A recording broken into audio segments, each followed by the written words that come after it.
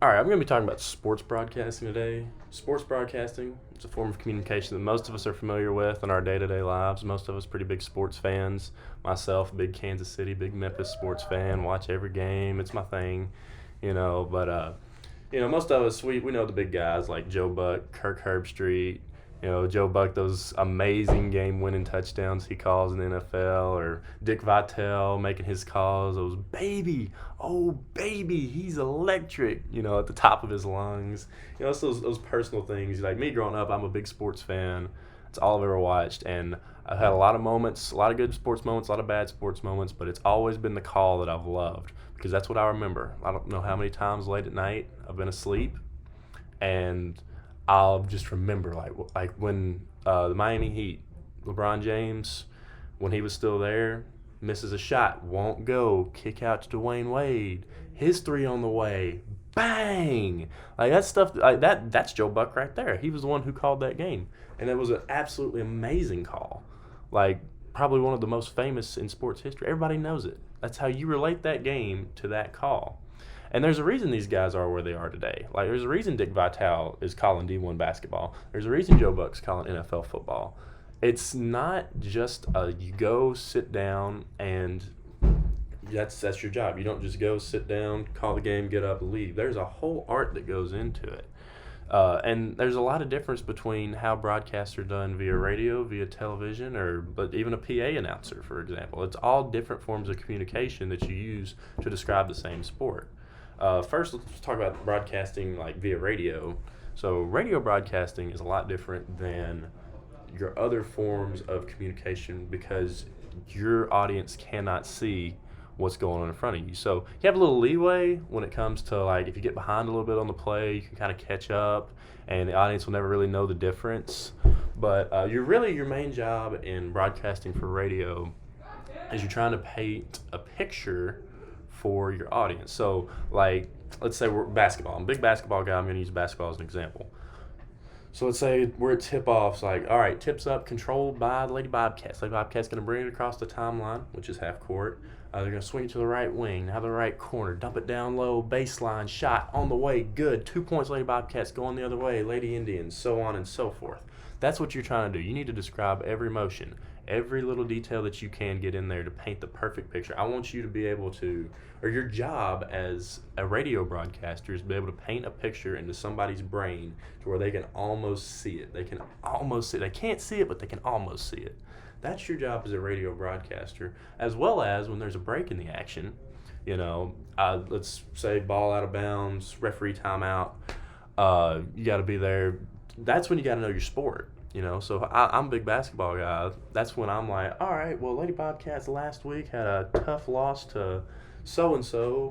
Maddie Kirk, star player at my high school. Maddie Kirk had 22 points, 13 rebounds, big game, but they couldn't come away with the win. Here's why they couldn't. And that's when you kind of break down what you saw the week before. Go give the audience a little bit of background of, here's what's happened, here's what they're thinking, here's what they need to improve on. Here's your standings for the week.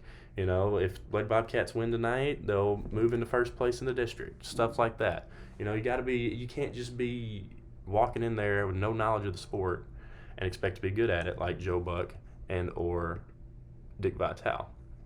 So that's really the main points. I guess like for basketball or football, since there's no scoreboard they can really look at, you need to keep like as much as you can, update the score for new viewers because it's always a running broadcast. Remember that. Not everybody's been there from the start to the finish. There's some people that come in the second quarter. There's some people that come in at the very end. So you need to let them know, hey, here's what you missed. Here's where you're at. Let me catch you up.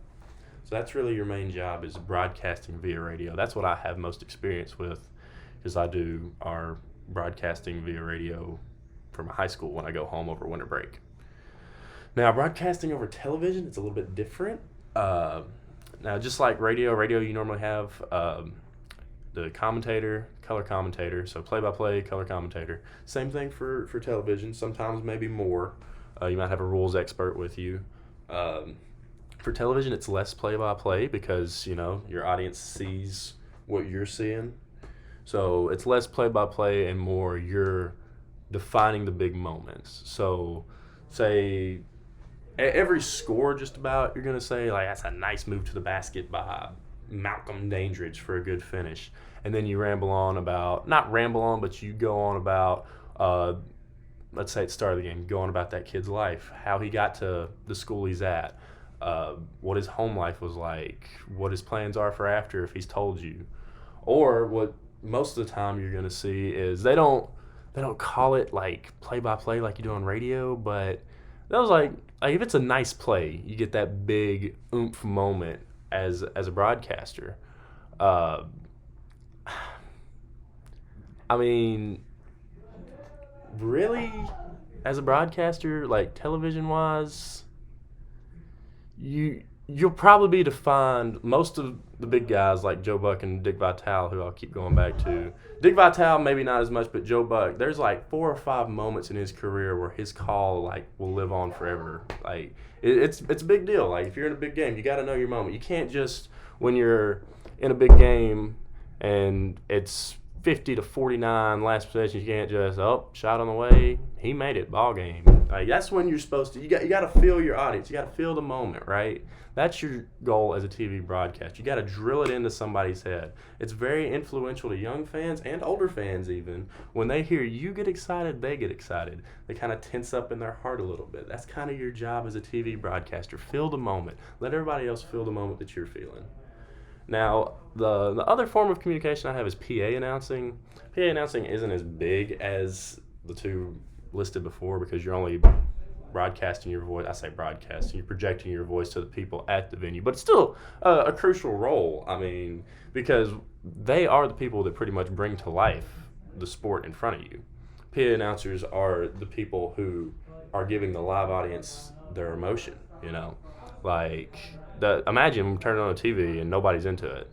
Like a 3-point basket's made and you don't hear anything. You hear a few claps, that's it. That's boring. Nobody wants to watch that. Everybody, you watch your sport or you watch sports for the tradition, for the people's love of the game, to see your favorite team win, to be there in agony when they lose. So your PA announcer, he's really just there to call like, he pretty much calls every made basket, every turnover, but you got to have some fire about you. That should be the most fiery of the three.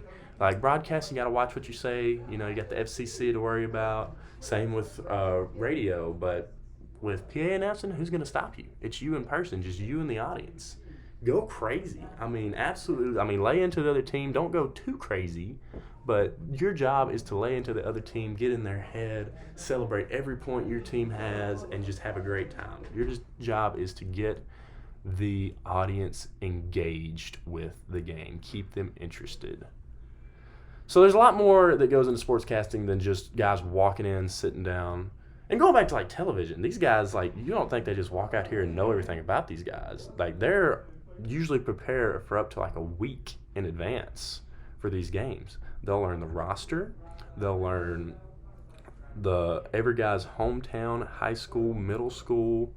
They'll learn the coach's backstory. They'll learn everything about the city, from geography to culture to music to you name it. Like, you have to know these things as a broadcaster on TV.